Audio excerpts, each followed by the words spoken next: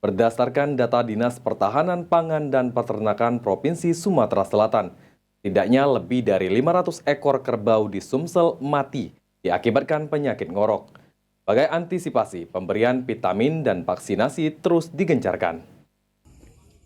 Hal ini diutarakan oleh Kepala Dinas Ketahanan Pangan dan Peternakan Provinsi Sumatera Selatan, Ruzwan Effendi. Akibat penyakit septisamia epizootica atau penyakit ngorok, tercatat sekitar 500 ekor kerbau mati, dengan kasus terbanyak ditemukan di Kabupaten Ogan Kemering Ilir.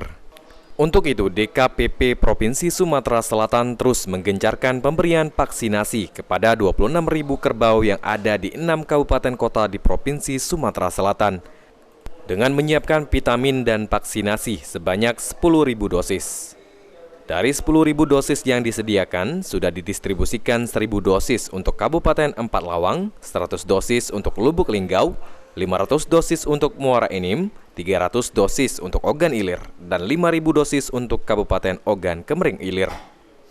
Semenjak vaksinasi digencarkan, belum ada laporan kematian kerbau yang disebabkan oleh penyakit ngorok, sehingga jumlah vaksinasi belum akan ditambah. Namun, jika diperlukan, vaksinasi untuk ternak seperti kerbau akan kembali disalurkan.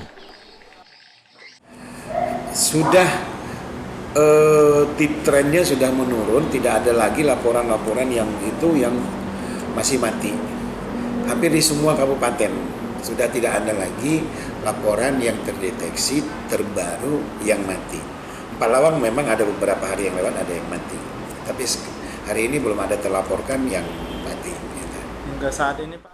Ruzwan menghimbau masyarakat untuk tidak khawatir untuk berkurban pada Hari Raya Idul Adha mendatang, lantaran hewan yang sembuh dari penyakit ngorok aman untuk dikonsumsi.